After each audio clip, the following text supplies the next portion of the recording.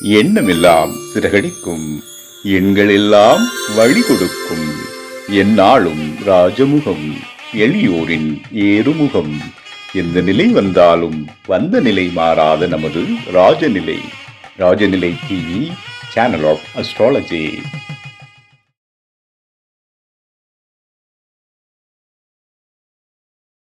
மிதுன ராசியின் பலன்களை சிறப்பாக விளக்க வருகை தரும் குருகுல ஜோதிட ஆசிரம ஆய்வரங்கம் உயர்திரு வாஸ்து ஈஸ்வரன் ஐயா அவர்களை அன்போடு அழைக்கின்றேன். உலகம் புரண்டை 360 டிகிரி இல்லைங்களா? ஒரு அற்புதமான விஷயம். பொன்னாடை வந்து விட்டது, பூரிப்பாய் வழங்கிடுவோம். அப்போ வாஸ்துங்கிறது ஒரு அற்புதமான விஷயம். அந்த 360 டிகிரியிலுமே பரிணமிக்கக்கூடியது அந்த வாஸ்து சாஸ்திரம். ஜோதிடம் எப்படி இருக்குதோ வாஸ்து சாஸ்திரம், அதே போல கலைகள் எல்லாமே அற்புதமான கலைகள். இந்த அன்புக்குரிய உயர்திரு வாஸ்து ஈஸ்வரனை அவர்கள் வந்து இன்னைக்கு மிதுன ராசி பத்தி பேச போறாரு. மிதுனம்ங்கிறது காலச்சக்கரப்படி 3ஆம் இடம். அந்த 3ஆம் இடம் என்னென்ன செய்யும், 3ஆம் இடத்துல என்ன மகிமைகள், 3ஆம் இடம் அப்படிங்கிற விஷயத்தை பத்தி, மிதுனத்தை பத்தி சரியாக ஒரு 30 நிமிடம் தெளிவா சொல்லுவாரு. ஏன்னா சாஸ்திரத்தில் வல்லவர், ஜோதிடம், வாஸ்து எல்லா கலையிலுமே வல்லவர். ஒரு சிறப்பான ஒரு 30 நிமிட நேரம் தன்னுடைய அனுபவ விஷயங்களை வழங்குமாறு அன்புடன் கேட்டுக்கொள்கிறேன். அறிவோம் நன்றாக குருவாக குருவே துணை. பாவம் செய்யாதிரு மனமே, செய்தால் கோபம் கொண்டே எவன் கொண்டோடி போவான் உன்னை.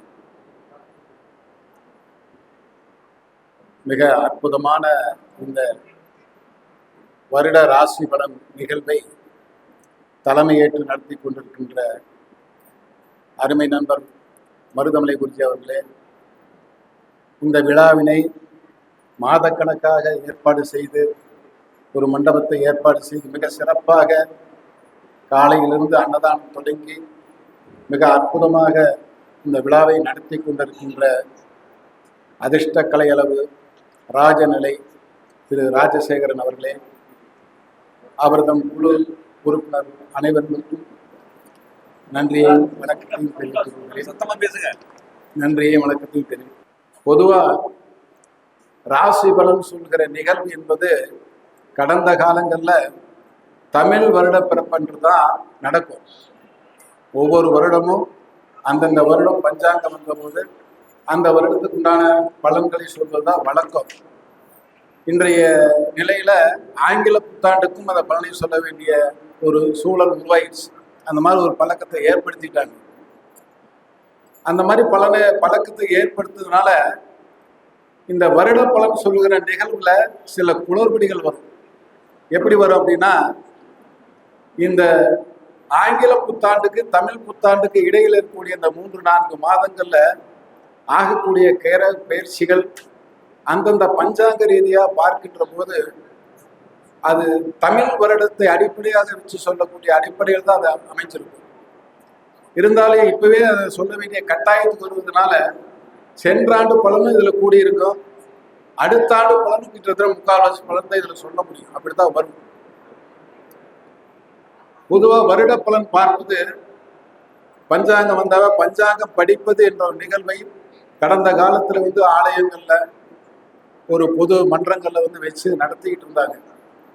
அப்படி இந்த வருடம் எப்படி இருக்கும் அப்படின்னு ஒரு பொதுவா உலகியல் ரீதியாக இந்த உலகத்துக்கே இந்த வருட பலன் எப்படி இருக்கும் அப்படின்னு சொல்றதா வருட பலன் பார்ப்பதனுடைய நோக்கம். அப்படி வருட பலனை இந்த வருடம் பார்த்தால், இந்த வருடத்துடைய பெயர் விசுவாவசி. விசுவாவசி என்கின்ற பெயர் தான் இந்த வருடத்துடைய பெயர். விசுவாவசி என்றால், விசுவாம் என்றால் உலகம் என்று பெயர். விசுவாவசி என்றால், விசுவாவசு என்றால் உலகத்திற்கு நன்மை என்று பொருள். ஆக இந்த வருடப்பிறப்பு சித்திரை மாதம் பிறக்கின்ற அந்த விசுவாவசு வருடம் இந்த வருகின்ற சித்திரையில் இருந்து அடுத்த சித்திரை வரைக்கும் சிறப்பான பலனை தரும் என்பதுதான், இந்த உலகம் நன்மை பயக்கும் என்பதுதான் இந்த வருடத்தினுடைய பெயருக்குண்டான அடிப்படை தத்துவம்.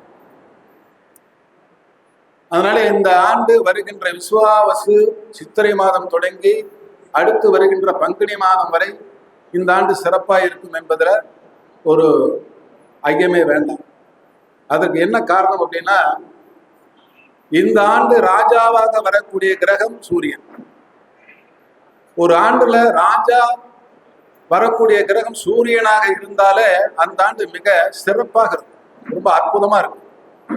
அதை விட இன்னும் சிறப்புன்னா, அந்த ராஜாவுக்கு துணையா இருக்கக்கூடிய மந்திரி சந்திரனே வர்றார். அப்ப சூரியனும் சந்திரனும் ராஜா மந்திரியா வருகின்ற இந்த ஆண்டு மிக அற்புதமான ஆண்டு, அதுல எந்த விதமான சந்தேகம் இல்லை.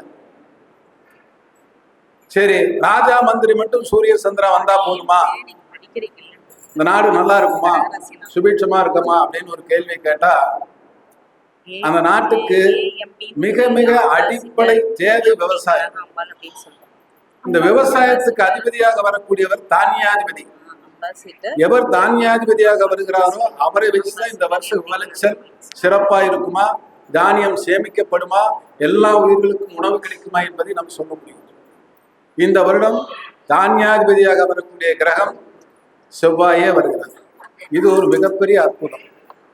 செவ்வாய் தானியாதிபதியாக அமர்ந்து விட்டாலே விளைச்சல் அமோகமா இருக்கும். விளைச்சல் எந்த விதமான குறைபாடுகளும் ஏற்படாது. அதனால விவசாயம் நல்லா இருக்கும். அப்போ அரசு கட்டுப்பாடோடு இருக்கு, அரசில் திட்டங்கள் அருமையாக இருக்கும், நாட்டில் விவசாயம் செழித்தோங்கும். இந்த 3 அடிப்படை கொள்கைக்கு இந்த 3 பேர் வந்துடுறாங்க. சரி, இதெல்லாம் நல்லா இருக்கணும் அப்படின்னா இன்னொன்னு வேணும் இல்லையா? விவசாயம் நல்லா இருக்குன்னா என்ன வேணும்? மழை வேணும். மழை இருந்தா தானே விவசாயம் வரும். அப்ப மழைக்கு அதிபதியாக வருகிற மேகாதிபதியாக வரக்கூடியவர் யார் அப்படின்னா புதன் வருகிறார். இந்த புதன் கொஞ்சம் மத்தியமமான மலைகளை தரக்கூடிய கிரகமா தான் வருவார். ஏன்னா முழுமையான மலையை தராது, ஒரு மத்தியமான மலையா தரும். ஏன்னா எங்க பெய்யும்னு நினைக்குதோ, எங்க மழை வரும் நினைக்கிறோமோ, எங்க மேக கூட்டங்கள் அதிகமாக திரண்டிருக்குதோ அங்க வராது, இன்னொரு இடத்துல போய் பெய்யும். அது இந்த வருடத்துல இருக்கிற ஒரு குழப்பம். அப்போ நிலங்களில் மழை பெய்கின்ற தன்மை இந்த வருடத்திலே பாதியாக இருக்கிறது. அளவான மழை வருகிறது, அளவான நீர்வளம் இருக்கிறது. அப்படி அளவான மழைவளம் நீர்வளம் இருந்தாலே மழையினால் சேதங்கள் ஏற்படாது, விவசாயத்துக்கு தகுந்த மழை வரும் என்று பொருள். மக்களுக்கு மழையால் துன்பம் இல்லை என்று நாம இதை சிறப்பு எடுத்துக்கலாம். சரி, அரசன் நல்லா இருக்காரு, சேனாதிபதி நல்லா இருக்காரு, தானியாதிபதி நல்லா இருக்காரு, மழை நல்லா இருக்குது, நாம நல்லா இருப்போம், நாடு சுபீட்சமா இருக்கும் அப்படின்னு சொல்லி சந்தோஷப்படுறதுக்கு அதுக்கு இன்னொரு ஒரு காரணமாக இருக்கக்கூடியதுன்னா நாட்டுக்கு பாதுகாப்பு. ஒரு நாடு பாதுகாப்பா இருக்கணும், எதிரிகளால், விஷ சந்துகளால், விஷ கிருமிகளால் தொல்லைகள் வராமல் இருக்கும். அப்பதான் நாடு செழிக்கும், அப்பதான் நாடு நல்லா இருக்கும். ஆனா இந்த ஆண்டு அதற்கு இடையூறாக வரக்கூடியது சேனாதிபதியாக வரக்கூடிய கிரகம் சனி பகவானா வருகிறது. சனி பகவான் சேனாதிபதியாக வருவதனால் தீவிரவாதம் அதிகரிக்கும், நாடுகளுக்குள் பகை மூலம், உலக நாடுகளுக்குள் தீவிரவாதம் அதிகமாகும், உலக நாடுகளுக்குள் விஷக்கிருமிகள் சந்துகள் அதிகமாக உற்பத்தி ஆகும். பயமுறுத்தல, அதை கொஞ்சம் கவனமா வச்சுக்கணும்.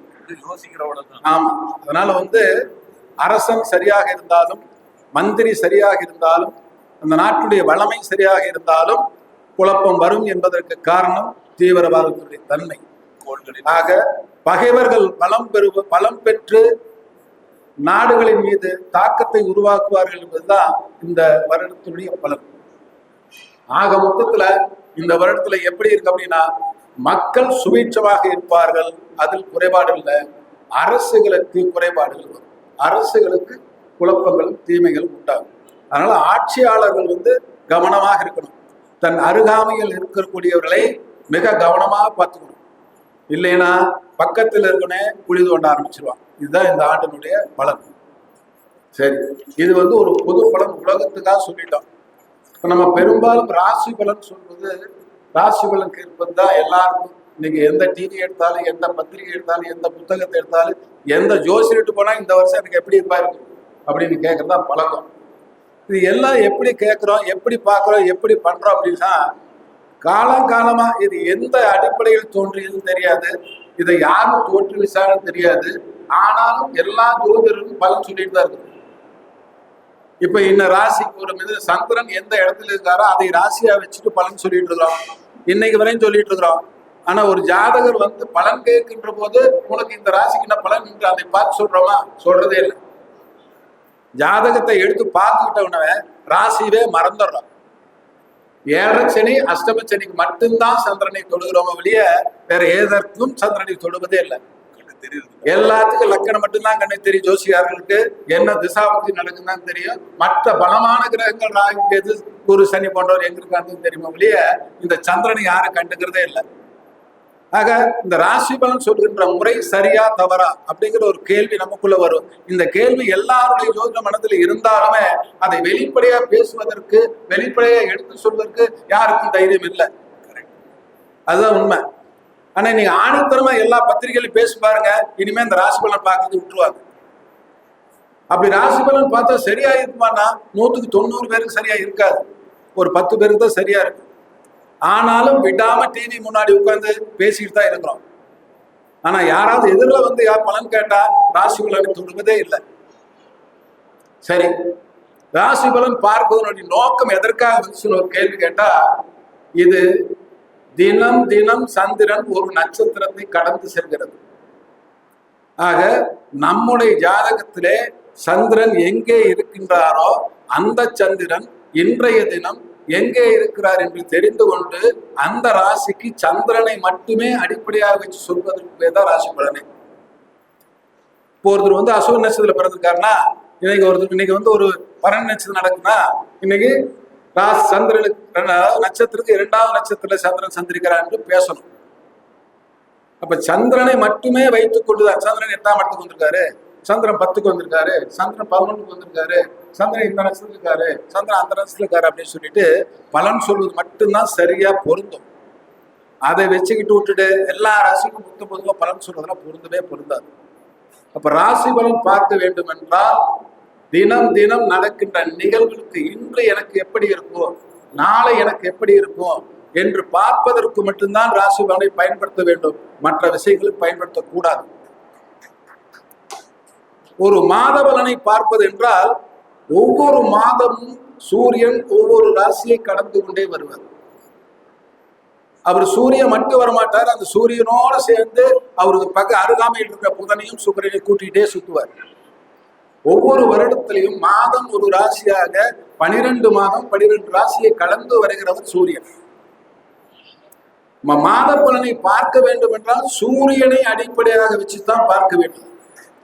நீங்கள் எந்த லக்கணத்தில் பிறந்தீர்களோ உங்க லக்கணத்திற்கு சூரியன் எத்தனாம் அதிபதியாக வருகிறாரோ, அந்த சூரியன் எந்த இடத்துல இருக்காரோ அந்த சூரியன் நல்லவரா கெட்டவரா என்று தெரிந்து இன்றைய தினம் அல்லது இன்றைய மாதம் சூரியன் எங்கே இருக்கிறார், எனக்கு இந்த மாதம் எப்படி இருக்கும் என்று நீங்க பார்க்க வேண்டும்னா உங்க ஜாதகத்துல சூரியன் நின்ற நிலையை வைத்து இந்த மாதம் சூரியன் எங்கே இருக்கிறார் என்று தெரிந்து கொண்டு பலன் சொன்னால்தான் மாத பலன் சரியா இருக்கும். அதுக்கும் சந்திரனை வச்சுட்டே பலன் சொல்லக்கூடாது. அப்போ சந்திரன் நிற்பது ராசிக்குன்னா சூரியன் நிற்பது மாதத்துக்கு என்று வச்சுக்கங்க. அப்ப சூரியன் எங்க இருக்காரோ அதை வச்சுதான் நீங்க மாச பலனை சொல்லணும். அப்புறம் வருட பலன், நாம தினப்பலன் பார்க்கிறோம், மாச பலன் பார்க்கிறோம், வருட பலன் பார்க்கிறோம்.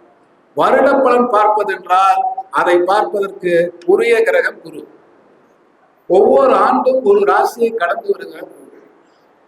இந்த வருடம் குரு எங்கே இருக்கிறார், இந்த வருடம் குரு என்ன பலனை தருவார், நான் என்ன லக்கினம், என்னுடைய லக்கணத்துக்கு குரு எத்தனாம் அதிபதியாக வருகிறார், அவரு நான் பிறக்கின்ற போது எந்த இடத்துல இருந்தார், அவர் நல்லவராக இருந்தாரா தீயவராக இருந்தாரா, நல்ல ஆதிபத்தியம் இருந்தாரா, நல்ல இடத்துல இருக்காரா, இன்னைக்கு அந்த குரு எங்கே இருக்கிறார், எனக்கு பலன் தருகிற இடத்துல இருக்காரா, பலன் தராத இடத்துல இருக்கிறாரா, நல்ல பலன் தர இடத்துல தீய பலத்துல இருக்காரா அப்படின்னு வருட பலனை பார்ப்பதற்கு குருவை அடிப்படையாக வைத்து பார்ப்பதுதான் சிறப்பு. அதையே சந்திரனை வச்சுட்டு பார்க்க கூடாது. இனிமேலாவது அதை கொஞ்சம் ஒரு ஆய்வு செய்தாவது நாம் பார்ப்போமா என்ற ஒரு சிந்தனையாக எடுத்துக்கொள்ளுங்கள். அதற்கடுத்தபடியாக பார்க்கின்றால் மாத பலன், தினப்பலன் பார்த்தாச்சு, மாத பலன் பார்த்தாச்சு, வருட பலன் பார்த்தாச்சு.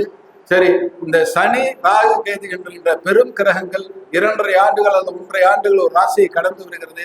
இவர்களை எதற்காக பார்க்க வேண்டும் என்றால், ஒரு ஜாதகனுக்கு சனி கர்மகாரனாக வருகிறார். சனி என்பதுதான் அவனுடைய ஜீவனத்தை நினைக்கக்கூடிய கிரகமாக இருக்கிறது. அந்த சனி 2.5 ஆண்டுகள் ஒரு ராசியிலே சந்திக்கின்ற போது அந்த ராசியை அந்த சனி ஆளுகின்ற கிரகமாக வந்துவிடும். அந்த ஆள்கின்ற பாவம் நமக்கு எந்த பாவம் என்று தெரிந்து கொண்டு 2.5 ஆண்டுகளுக்கு ஒட்டுமொத்தமாக பலனை நாம் நிர்ணயம் செய்ய வேண்டும்.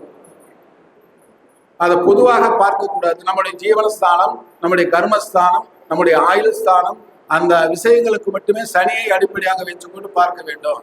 சந்திரனை அடிப்படையாக வச்சு பார்க்க வேண்டியது 7.5 சனிக்கு, அஷ்டம சனிக்கு மட்டுமே தான் பார்க்கணும். அப்ப 7.5 சனிக்கு மட்டும் ஏன் சனியை வச்சு பார்க்கணும் அப்படின்னா, சந்திரன் சனியை நெருங்க நெருங்க சந்திரன் தன பலத்தை இழப்பார். எப்படி சந்திரன் சந்திரனுக்கு 2 கோணம் உண்டு. சூரியனை நெருங்க நெருங்க நெருங்க சந்திரன் தன் பலத்தை இழப்பார். சூரியனை விட்டு விலக விலக விலக சந்திரன் பலத்தை பெறுவார். அதற்கு பெயர் தான் ராகு கேது. சந்திரன் அமாவாசையை நெருங்கி வருக வருக வருக ராகுவாக மாறுவார். பௌர்ணமியை நெருங்க நெருங்க நெருங்க கேதுவாக மாறுவார். இப்ப இந்த ராகு கேது என்பது அமாவாசை சந்திரன் என்றும் பௌர்ணமி சந்திரன் என்றும் நீங்க எப்போ பிரிச்சு பார்க்கறீங்களோ அதுதான் சரியா வரும். இதன் அடிப்படையில் வைத்துத்தான் ராகு கேதுகள் தோன்றியது. ராகு கேதுகள் ஒரு கிரகங்களே கிடையாது. இன்றைக்கு இந்த நேரம், இந்த வினாடி, இந்த சந்திரனும் பூமியும் இப்போது எந்த பாகை டிகிரியில் இருக்கிறார்களோ இதே பாகை இதே டிகிரிக்கு மீண்டும் வருவதென்றால் 18 ஆண்டுகள் ஆகும். இன்னைக்கு இந்த வினாடி பூமியும் சந்திரனும் எந்த இடத்தில் இருக்கிறார்களோ மீண்டும் இதே இடத்துக்கு வருவதற்கு சரியாக சொல்ல போனால் 17 ஆண்டுகள், 11 மாதங்கள், 10 நாட்கள் ஆகும். இதுதான் புள்ளி விவர கணக்கு.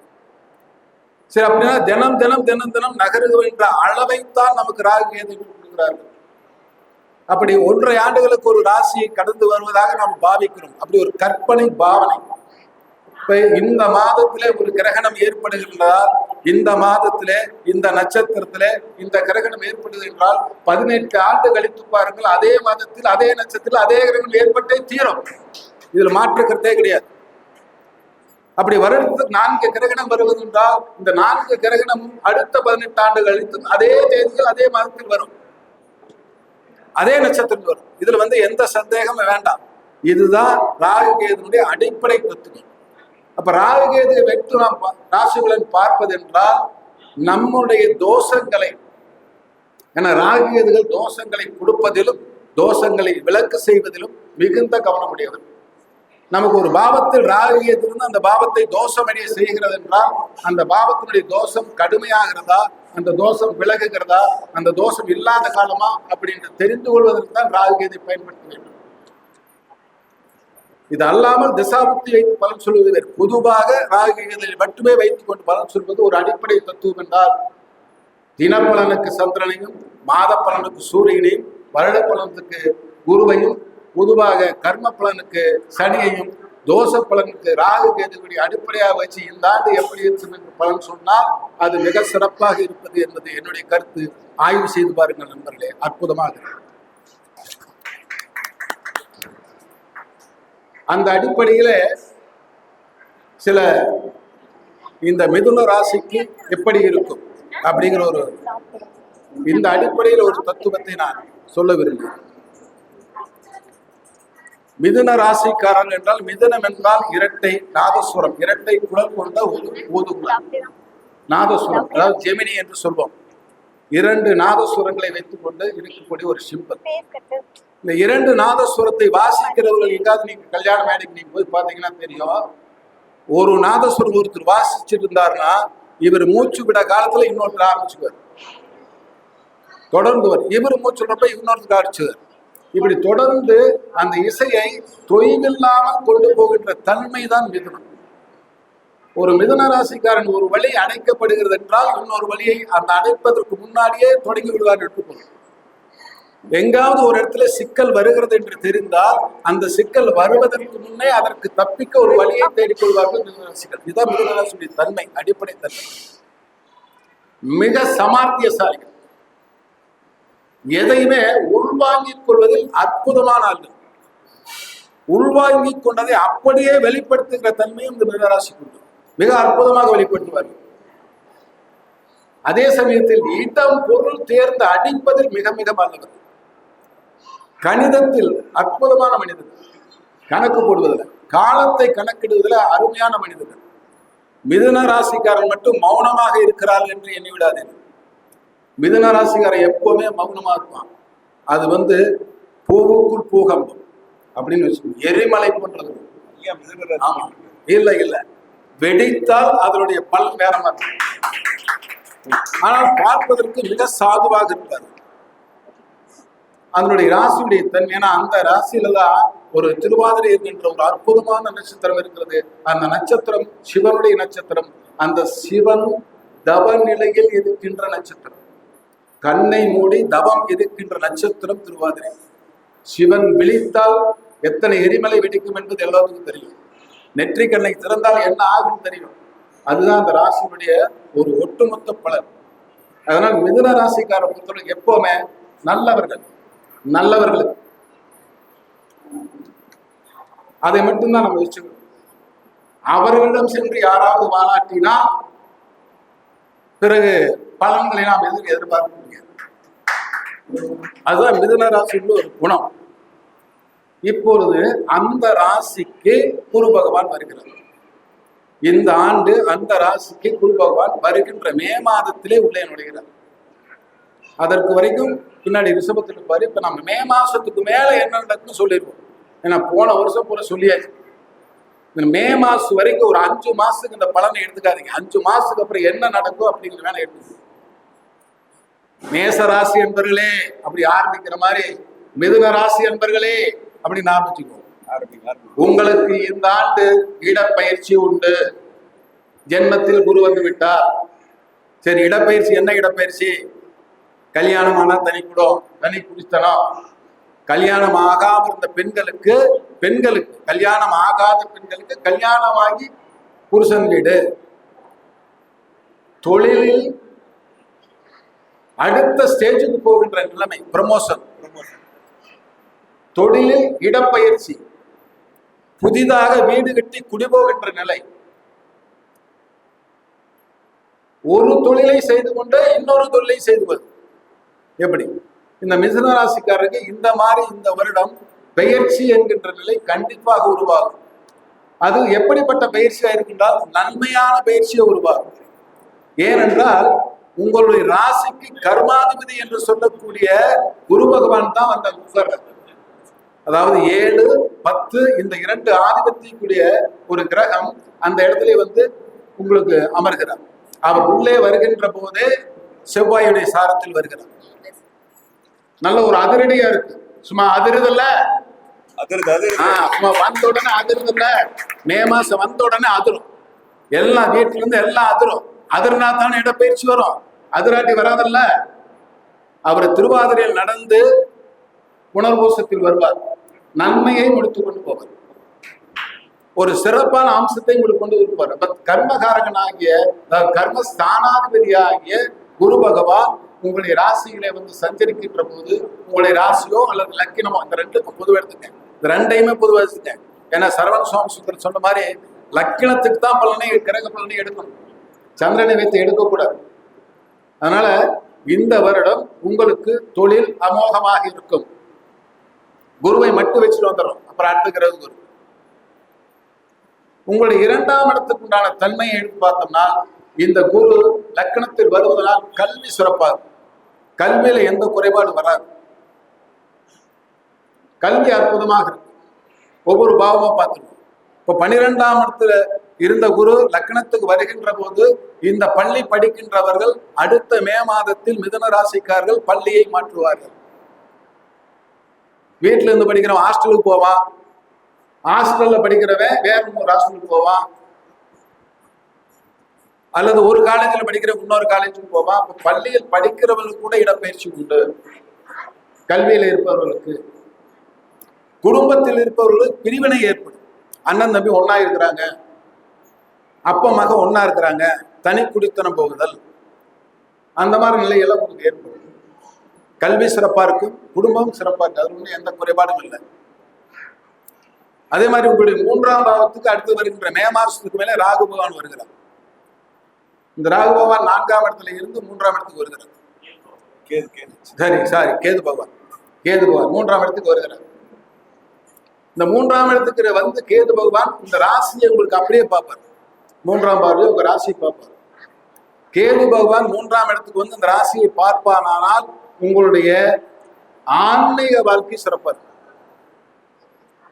ஆன்மீக வாழ்க்கை சிறப்பா இருக்கு. அப்படி இல்லை ஆன்மீக வாழ்க்கை சிறப்பா எடுக்கலைனாலும் சிரமமா இருக்கும்.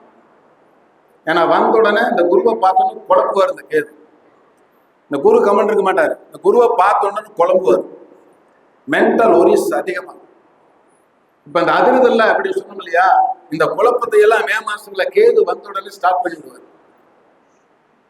அப்புறம் அதுக்கப்புறம் ஒரு நகர முடிவுகளை நல்ல முடிவுகள் எடுப்பாங்க, நல்ல முடிவு. அதனால ஆன்மீக பயணங்களை மேற்கொள்வது ரொம்ப சிறப்பு.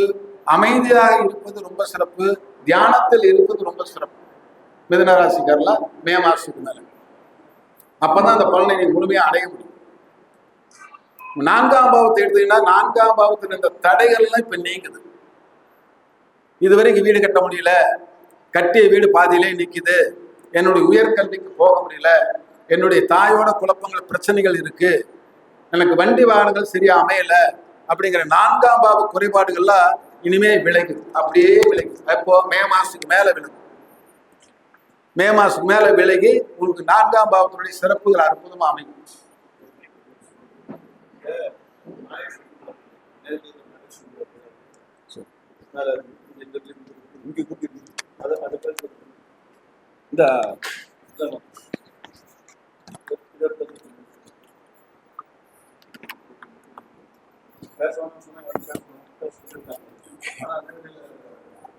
அதனால இந்த ஆண்டு வந்து கட்டிட வேலையை துவங்குவதா இருந்தால் மே மாதத்துக்கு மேல ஸ்டார்ட் பண்ணுங்க. வர்ற வைகாசி மாசம் உங்களுக்கு அற்புதமா இருக்கும். மிதுன ராசிக்காரல கட்டட வேலை துவங்குறதோ ஒரு கட்டடத்தை ஆற்று பண்ணுகின்ற நிலை நிறைய பேருக்கு ஏற்படும். இருக்கின்ற கட்டடத்தை பராமரித்து பண்ணுகின்ற அல்லது பிரித்து மேய்கின்ற அல்லது ஆல்ட்ரேஷன் பண்ணுகின்ற தன்மை உங்களுக்கு ஏற்படும். ஏன்னா உங்களுக்கு 10ஆம் பாவத்தில் இருக்கிற சனி 4ஆம் பாவத்தை பார்ப்பார். இந்த போல மார்ச் மாசமே சனி 10ஆம் இடத்துக்கு வந்துறார். 4ஆம் பாவத்தை பார்ப்பார். உடனே உங்களுக்கு ஆல்ட்ரு செய்கின்ற வேலையை அதிகம் ஏற்படுத்திட்டு அந்த கேது இது வரைக்கும் தடை பண்ணிட்டு இருந்தார். செய்யலாமா வேண்டாமா செய்யலாமா வேண்டாங்கிற குழப்பத்தை வந்து நீங்கி மே மாசத்துக்கு மேல அந்த ஏற்பாடுகள் செய்வீங்க. அடுத்து வர மே ஆவணிக்கு மேல உங்களுக்கு கண்டிப்பாக கட்டிடம் சிறப்பாக அமையும். உயர்கல்வி டாப் அமையும். உயர்கல்விக்கு போறவங்களுக்கு அற்புதமா இருக்கும். தாயாருக்கு நோய் நொடி இருப்பவங்க, தாயார் வந்து படுக்கையா இருக்கிறவங்க, அவங்களுக்கெல்லாம் வந்து விமோச்சனமாகி நல்ல லைஃப் தெரிஞ்சிருக்கும். அப்ப 4ஆம் இடம் சுகபாவம் அற்புதமா இருக்கும். இந்த சுகபாவம் அற்புதமா இருக்கு அப்படின்னா சும்மா உட்காந்து தூங்குறதில்ல, நல்ல உழைச்சு தூங்குற பாவம். இந்த வருடம் உள்ள நல்ல உழைப்பு இருக்கு. உங்களுக்கு கஷ்டப்படுவீங்க, சாயந்தரமான மாலை வந்து நல்ல உறக்கம் உறங்கலைங்க. அப்ப நல்ல உழைப்பு, நல்ல சம்பாதனை, நல்ல உறக்கத்தை. ஏன்னா அந்த 10ஆம் பாவத்துக்கு சரி அதை ஏற்படுத்த. ஏன்னா ஒரு கிரகத்தை மட்டுமே வைத்துக்கொண்டு ஒரு பாவத்தை நான் முடிவு பண்ண முடியாது. ஒவ்வொரு பாவத்தையும் ஒரு கிரகம் எப்படிலாம் தொடர்பு கொள்ளுதோ அந்த ஆண்டு அந்த பாவம்லாம் என்னென்ன நடக்கும் அப்படின்னு அத்தனையும் ஒட்டுதான் சேர்த்துதான் பண்ணி சொல்லுவோம். 5ஆம் பாவத்தை எடுத்துட்டா உங்களுக்கு இந்த 5ஆம் பாவத்தை லக்னத்திலே அந்த ராசியிலே குரு பார்ப்பார். இதுவரைக்கும் புத்திரபாக்கியம் இல்லாதவர்களுக்கு புத்திரபாக்கியம் ஏற்படுத்தும். பெண் குழந்தைகளுக்கு அதிக வாய்ப்பு. புத்திரர்களுக்கு உண்டான உயர்களை கொடுக்கும். பூர்வ புண்ணியத்துல பிரச்சனை இருந்தால் பூர்வ புண்ணிய பிரச்சனைகளை இப்ப தீர்த்து விடும். தந்தை வழி சொத்துக்கள் நம் கைக்கு வந்து சேரும். குலதெய்வ வழிபாடு அதிகமாகும். குலதெய்வ வழிபாடு அதிகமாக குலதெய்வத்தை வணங்காதவங்களாம் இந்த ஆண்டு போய் வணங்குவாங்க. அவ்வளவு அற்புதமா இருக்கு. அதனால 5ஆம் பாவத்துக்கு உண்டான சிறப்பு உங்களுக்கு அற்புதமா இருக்கும். இந்த ஆண்டு ஒரு வெற்றி ஆண்டு என்று சொன்னால் அதுல மிகையாக ரொம்ப சிறப்பா இருக்கு. அதே மாதிரி உங்களுக்கு 6ஆம் பாவம் எடுத்த ருணம் ரோகால் சத்துரு அப்படிங்கிற பாவத்தை எடுத்தாக்க அந்த பாவாதிபதி இப்போ இந்த வருடம் பிறப்பிலே பார்த்தா அவர் 2ஆம் இடத்துல இருக்காரு. இந்த ஆங்கில புத்தாண்டு வருட பிறப்பிலே 2ஆம் இடத்துல இருக்காரு. அதனால கடன்கள் நோய் நொடிகள் குறைவா இருக்கும். ஏன்னா லக்கண பாவத்துக்கு குரு வந்துட்டார் இல்லையா, ராசி பாவத்துக்கு குரு வந்துட்டார் இல்லையா, அதனால் நோய் நொடிகள் கடன்கள் கட்டுக்குள்ள இருக்கும். கொஞ்சம் எதிரிகள் கட்டுக்குள்ள அடங்கி இருப்பார்.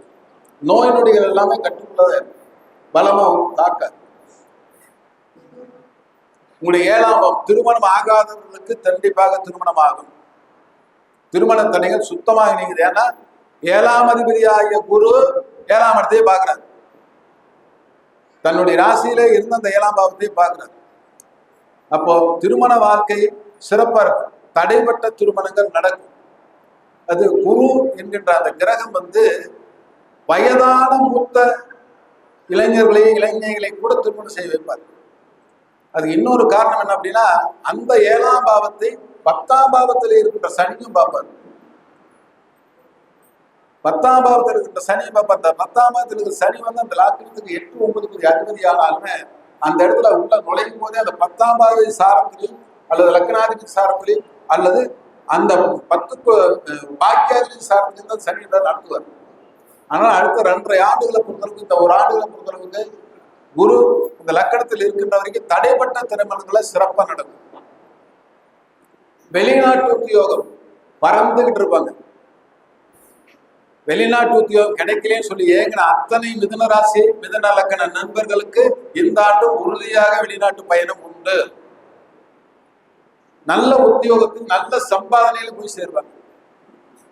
ஏன்னா இடப்பயிற்சி குரு இடப்பயிற்சி ஏற்படுத்துவாரு. கர்மகாரன் 10ல இருக்காரு. கர்மகாரன் கர்ம ஸ்தானாதிபதி லக்கணத்துல வர்றாரு. இந்த 7ஆம் பாவம் என்பது பொது ஜன தொடர்புடையதாக இருக்கிறதுனால இந்த 2 தன்மை ஏற்படுகின்ற போது இந்த ஆண்டு இவர்களுக்கு பப்ளிக் நண்பர்கள் கொடுக்கல் வாங்கல் லேபாதேவி சீட்டு இதெல்லாம் சேரும். சீட்டு பணம் வராதவங்கள சீட்டு பணம் சேரும். பொதுமக்களுடைய தொடர்புகள் அற்புதமா இருக்கும். நல்ல நண்பர்கள் ஏற்படுவாங்க. அருமையா இருக்கும். திருமணங்கள் கைகூடும். இந்த மாதிரி ஒரு அற்புதமான நிகழ்வு இந்த 7ஆம் பாவம் இந்த குரு சனி 2 பேர் சேர்ந்து கொடுப்பாங்க. உங்களை 8ஆம் பாவம் ஆயுள் பாவம் சனி எடுத்துட்டாக்க 8ஆம் பாவாதிபதினு சொல்லக்கூடிய சனி பகவான் 10ஆம் பாவத்தில் இருப்பது ஒரு சிறப்பு. அவரும் லக்கினத்துக்கு 10ஆம் பாவத்தில் இருந்தாலும் அந்த இடத்துல இருக்கின்ற பாவாதிபதி லக்கணத்துக்கு இருப்பது ஒரு சிறப்பு. சனி நின்ற வீட்டுக்குடையவன் லக்கணத்திலே அமர்கின்ற போது ஆயுள் சாணத்தை விருத்திப்படுத்துவார். திடீர் அதிர்ஷ்டங்கள் கைகூடும். நினைச்சு பார்க்காதவனுக்கு டக்குன்னு ஒரு அமௌண்ட் சேரும். ஒரு அதிர்ஷ்டம் கைகூடும். நின்று போன்ற கல்யாணம்லாம் திடீர் நடக்கும் சொல்லிமா அதிர்ஷ்டம் தப்புச்சேண்டா அப்படின்னு சொல்றோம் இல்லையா, அந்த மாதிரி ஒரு அற்புதமான நிகழ்வை இந்த சனியும் குரு 2 பேர் சேர்ந்து ஏற்படுத்துவாங்க. ஏன்னா இதுவரைக்கும் 8ஆம் பாவத்தை பார்த்து கொண்டிருக்கின்ற ராகு சனியை கடந்து வருவார். இதுல ஒரு சின்ன இடையூறு என்னன்னா, இந்த சனியும் ராகும் பிரிந்து வருகின்ற காலம் மட்டும் கொஞ்சம் கவனமா இருக்கு. சனி மீனத்துக்கு போகின்ற போது மீனத்தில் இருக்கின்ற ராகு கும்பத்துக்கு வருகின்ற போது இவர்கள் இருவரும் சந்திக்கின்ற அந்த காலம் மட்டும் கவனமா இருக்கும். அல்லது அந்த நாள் அல்லது அந்த வாரம் அல்லது அந்த மாதம் என்று வேணா எடுத்துக்கலாம். அதை மட்டும் கவனமா இருந்துங்க. கண்டங்களை அது ஏற்படுத்தக்கூடிய தன்மை கண்டிப்பா உண்டு. கண்டங்கள் மட்டுமல்ல, கோர்ட்டு வழக்கு பிரச்சனைகளை ஏற்படுத்திவிடும். உங்களை கொண்டு பஞ்சாயத்துக்கு அறிவிச்சு இந்த மாதிரி காலங்கள் அந்த 1 மாத காலத்தில் மட்டும் கவனமா இருக்கணும், எச்சரிக்கையா இருக்கணும். எந்த மாதிரி விஷயங்களையும் திட்டங்கள் போடாதீங்க, எடுக்காதீங்க. அதாவது சனியும் ராகுவும் 2 பேரும் ராசிகளை மாறுகின்ற போது அந்த சந்திக்கின்ற அந்த பாகை அந்த டிகிரி மட்டும் மிக கவனமா இருந்தது. இல்லைன்னா நிச்சயமா சிக்கல் உருவாக்கி. அப்புறம் 9ஆம் பாவம் எடுத்துட்டாக்க 9ஆம் பாவத்துக்கு ராகு வந்துடுறாரு. 9ஆம் பாவம் 10க்கு போயிடுறாரு. 9ஆம் பாவத்தை குரு பார்க்கிறார். மிக அற்புதமான அழிவு. 9ஆம் பாவம் தந்தையார் ஆதாயம் அதிகம். வெற்றி புகழ் தேடி வரும். வெற்றி புகழ் தேடி வரும். போகாத அலையங்களுக்கெல்லாம் போவீங்க. நீண்ட தூர அலையங்களுக்கு போவீங்க. காசி ராமேஸ்வரம் போன்ற இடங்களுக்கெல்லாம் பயணம். ஏன்னா 9ஆம் இடத்துக்கு ராகு வருது. நீண்ட தூர யாத்திரைகள் அற்புதமாக. ஆனால் இந்த ஆண்டு நல்ல பக்திமான்களுக்கு எல்லாமே ஒரு அற்புதமான ஆண்டு. அதே மாதிரி தந்தை வழியிலிருந்து வரக்கூடிய சொத்துக்களும் அமைப்புகள் எது இருந்தாலும் உங்க கைக்கு சேரும். தந்தை உங்களுக்கு முதலீடா மாற்றுவார். தொழிலுக்கு பணம் கொடுப்பார். தொழில் செஞ்சு கொடுப்பாரு, தொழிலை உற்பத்தி பண்ணி கொடுப்பார், தந்தையால் ஆதாயம் கிடைக்கும். இப்ப 5ஆம் இடத்துடைய தொடர்பும் 9ஆம் இடத்துடைய ஒரு ஜாதகத்தை கெடுத்து விட்டா தந்தை அல்லது தாத்தன் அல்லது பூர்வீகம் அல்லது புத்திரன் அல்ல அனைத்து விதமான தொடர்புகளையும் ரொம்ப சிறப்பு எடுக்கும். இப்ப 5, 9 ஒரு கிரகம் பார்க்கின்ற போது சுபகரம் என்று பார்த்தா இந்த 5, 9 2 பாவங்களை அர்ப்பணம் பண்ணுவார். இப்போ ஒருவனுக்கு புத்திரனால் லாபம், ஒருவனுக்கு தந்தையால் லாபம், ஒருத்தனுக்கு தாத்தனால் லாபம், ஒருத்தனுக்கு புஜன்தால் லாபம். இப்படி அந்த ராசிகளுக்கு இது எல்லா வகையிலும் ஒருத்தனுக்கு கிடைக்கும் போது இந்த ஆண்டு அவர்கள் எப்படிப்பட்ட ஆண்டா இருக்கும்? ரொம்ப அற்புதமான ஆண்டு என்பது எந்த விதமான சந்தேகம் இல்லை. அப்ப மிதுன ராசி அல்லது மிதுன லக்னக்காரர்கள் இந்த ஆண்டு மிக தைரியமாக சந்தோஷமாக வெற்றி நடை போடலாம். அது எந்த விதமான சந்தேகமே இல்லை. ரொம்ப சந்தோஷம். அதற்கடுத்து 10வது பாவம். இந்த பாவத்துக்கு சனி பகவான் 9ல இருந்து வர்றாரு. அதாவது பாக்கியஸ்தானத்திலிருந்தே கர்மமா மாறுது. அதாவது பாக்கியமெல்லாம் கர்மமாக மாறுகிறது. நாம் செய்த புண்ணியமெல்லாம் எனக்கு சொத்தாக மாறுகிறது. அவ்வளவுதான். பாக்கியமெல்லாம் கர்மம். நான் இதுவரைக்கும் எத்தனை புண்ணியங்கள் செய்தேனோ, எனக்கு எத்தனை பேர் புண்ணியம் செய்தார்களோ, எனக்கு எத்தனை பேர் தர வேண்டியது இருக்குதோ அதெல்லாம் 10ஆம் பாவத்தில் குவியும். எல்லாம் தொழிலாக மாறும். அப்போ தொழில் சாதத்திலே உங்களுக்கு புதிய தொழில் உற்பத்தி ஆவதிலே, சொந்த தொழில் முதலீடு செய்வதிலே அதிகமாக உங்களுக்கு ஈடுபாடுகள் இருக்கும். அடிஷனல் 1க்கு மேற்பட்ட தொழில்களை செய்ய வேண்டிய நிலை ஏற்படும். அப்ப தொழில் மிக அற்புதமாக இருக்கும். ஆனா எவ்வளவு பாக்கியம் இருந்தாலும், எவ்வளவு தொழில் இருந்தாலும் லாபம்னு ஒண்ணு வரணும் இல்லையா? அந்த லாபம்னு ஒண்ணு வருகின்ற இடத்த நம்ம சிந்திச்சு பார்த்தோம்னாக்க வரவுக்கு செலவுக்கு சரியா இருக்கும்.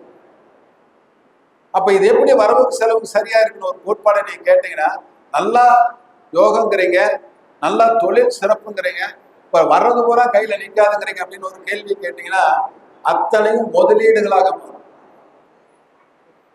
நீங்க எவ்வளவு சம்பாதிச்சாலும் தொழிலில் போடுவீர்கள், நீங்கள் எவ்வளவு சம்பாதிச்சாலும் கட்டடத்தில் போடுவீர்கள், நீங்கள் எவ்வளவு சம்பாதிச்சாலும் வாகனத்தில் போடுவீர்கள், நீங்கள் எவ்வளவு செலுத்தாலும் நிலம் வாங்குவீர்கள்.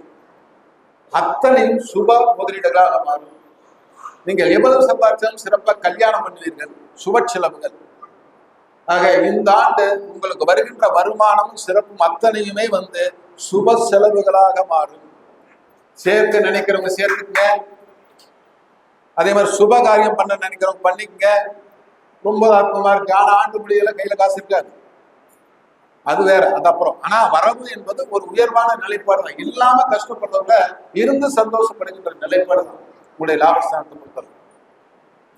உங்களுடைய 12ஆம் இடம் அயனஸ்தானம் விரயஸ்தானம் என்று எடுத்துக்கிட்டாங்க. இந்த பாவத்தை சனி தொடர்பு கொள்கிறார். இந்த பாவத்தை சனி தொடர்பு கொள்கிறார். அப்படிங்கிறதுனாலதான் அத்தனையும் சுபவிரயம் என்கின்ற வார்த்தையை நாங்கள் பயன்படுத்துறோம். அத்தனையும் யோகம் என்கின்ற வார்த்தையை நாம் பயன்படுத்துறோம். ஒரு பாக்கியாதிபதி விரயத்தை பார்ப்பாரே ஆனால் பாக்கிய விரயங்கள் ஏற்படும்.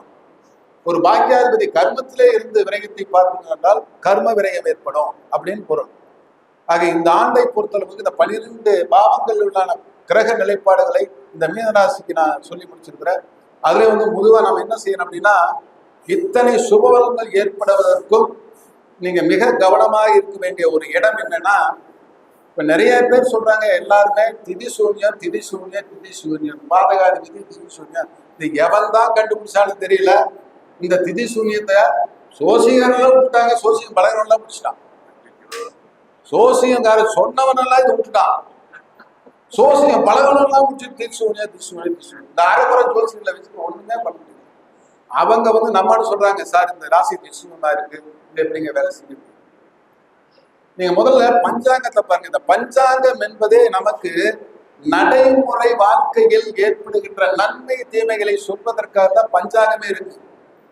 பஞ்சாங்கம் நம் வாழ்க்கையை நிர்ணயம் பண்ணுவதற்கு அல்ல, நம்முடைய ஜாதகம் தான் நம்ம வாழ்க்கையை நிர்ணயம் பண்ணும். என்னுடைய வாழ்க்கையில ஏற்படுகின்ற நன்மை தீமைகளை நான் எப்படி கடந்து செல்வது என்பதற்கு வழிகாட்டி தான் பஞ்சாங்கம். நமக்கு 7ஆம் பாவம் கெட்டு போச்சு, 2 தாரம் இருக்குது, கல்யாணம் பண்ண என்னடா 2 தாரம் இருக்குன்னு சொல்லி கவலைப்படுறீங்களா? 7ஆம் பாவம் கெடாதவாறு நட்சத்திரங்களை 7ஆம் பாவத்தை சுபர் பார்க்கின்ற போது, 7ஆம் பாவம் தோசை விளைக்கின்ற போது கல்யாணம் பண்ணி பாருங்க. நல்ல நாள், நல்ல நேரம், நல்ல நக்கல் அமைஞ்சு எதுக்கு பாக்குறோம்? அந்த கல்யாணம் ஒன்னா இருக்குங்கிறது தான், இன்னொன்னு மாறக்கூடாதுங்கிறது தான். அப்ப நல்ல வழி தேடுவதற்கு தான் பஞ்சாங்கமே நமக்கு இருக்கு. அந்த பஞ்சாங்கத்துல கொடுக்கப்பட்ட அத்தனை பலன்களும் நல்லபடி தேடுவதற்கு தான். அப்படித்தான் திதி சூன்யம். உங்களுக்கு 4ஆம் பாவம், அதாவது மிதுன ராசிக்காரர்களுக்கு கன்னியா ராசி திதி சூன்யம் ஆகின்ற போது வண்டி வாங்காத, கட்டடம் கட்டாத, இடங்கரையம் பண்ணாத, அம்மாவுக்கு ஏதாவது நல்லது கிட்ட செய்யாத, அதுதான் கணக்கு. உங்களுக்கு 2ஆம் பாவம் திதி சூன்யம் கடகமாக இருந்தா, உங்க ராசிக்காரருக்கு கடகராசி எல்லாம் எப்போ திதி சூன்யமாகிறதோ அப்ப முதலீடு பண்ணாது, அப்ப குடும்பத்துல இருந்து இன்னொரு குடும்பத்தை ஏற்படுத்தாது அப்படின்னு பொருள். உங்களுக்கு 7ஆம் பாவம் தனுசு திதி சூன்யமாகிறதா, அந்த திதி சூன்யம் ஆகின்ற அன்றைக்கு கல்யாணம் வைக்காத. அன்றைக்கு கல்யாணம் வச்சா 7ஆம் பாவம் கெட்டு போயிடும். அப்ப திதி சூன்யம் என்பது எந்த திதி இருக்கிறோ அந்த ராசி சூன்யமாகிறதோ அந்த ராசி லக்னமாக வருவதாக நாம் பண்ணக்கூடாது. அந்த பாவம் சூன்யமாகிற போது அந்த பாவ பலனை பண்ணக்கூடாது. அந்த பாவ பலனை பண்ணக்கூடாது. தனுசு திதி சூன்யமாகனா கல்யாணமே வைக்கக்கூடாது. இப்ப நம்ம என்ன நடத்தணுங்கிறதுக்கு தான் இந்த பஞ்சாங்கம் நமக்கு குறிகாட்டுதோ இல்லையா? அது என்னன்னு ஒரு திதி சூன்யம் மட்டும் இல்ல, விச திதியுடைய நட்சத்திரங்கள் சொல்லுது, ராசிகள் சொல்லுது, லக்கணங்கள் சொல்லுது. இது எல்லாமே பஞ்சாங்கத்துல இருக்கு.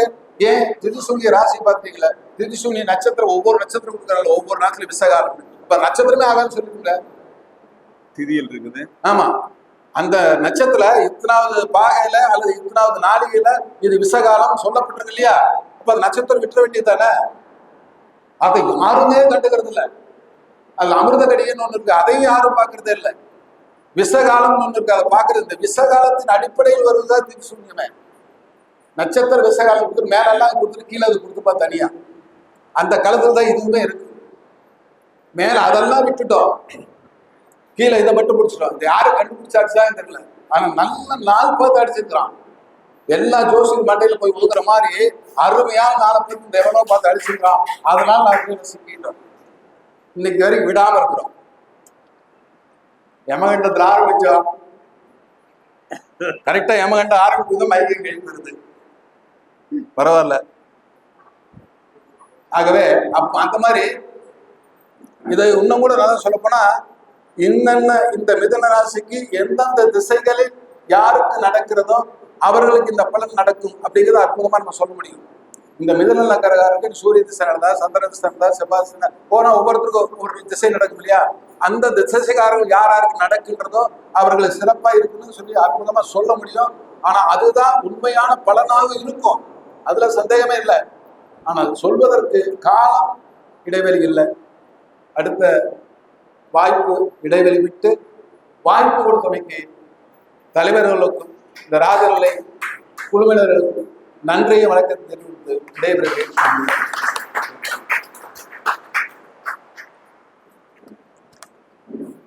அதாவது ஜோதிடத்தை திடமாற்றணும். நான் ஏற்கனவே திடமாற்ற முடியும். திசை புத்தி ராசி பலன் இருக்கிறது, திசை புத்தி பேஸ் பண்ணி சொல்லும் போது அந்த பலன்கள் நடக்கும். பிளஸ் வந்து லக்னத்தை டச் பண்ணி தான் பலன்கள் நடக்கும் அப்படிங்கிற ஒரு விஷயம். இப்போ சொன்னார்ல வந்து வீடு கட்டணும், நல்லா லோன் கிடைக்கிறது, கடன் வாங்கி தான் நடக்கும், ரெடி கேஷ் வந்து நடக்கிறது கிடையாது. அப்போ இதை அனலைஸ் பண்றது என்னன்னா, ஜோதிடத்தின் அடிப்படையில் வந்து ஜாதகத்தின் அடிப்படையில் சொல்லிட்டு இருந்தாலும் இது இல்லாமல் வந்து அஷ்டவர்க்கத்தை வச்சு சொல்லக்கூடிய முறைகள் உண்டு. அஷ்டவர்க்கம் அப்படின்னு சொல்லி ஒரு பரவல் அதை சொல்லக்கூடிய முறைகள் உண்டு.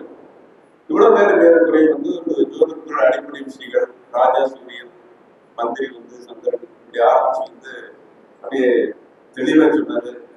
இதனால என்ன பண்ண ஒவ்வொருத்தரையும் ஒருத்தர் போடும்போது, ஏன்னா வந்து குரு வந்து எங்க இருக்காங்கன்னா சதுர்வேத பிடிச்ச புதனோட வீட்டுல வந்து நடந்துக்கலாம், விஷயம் நிறைய வரும் அப்படிங்கிறதுக்காக ஐயா போட சொல்லுவோம். ஆனா டைம் புரியுங்க. இப்போ வந்து கடல் ராசியோட உணவு விட்டுட்டு மறுபடியும் வந்து 8 ராசிகளை பார்க்க வேண்டிய டைம் இருக்குது, ரொம்ப நேரம் அதனால வந்து அவர் தவறாக எடுத்துக்க வேண்டாம்.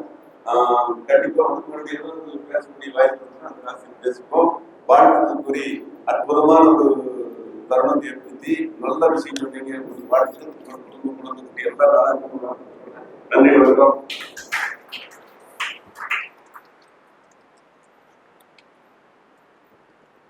பேசுங்க, பேசுனதே பொன்னாடை போட்டு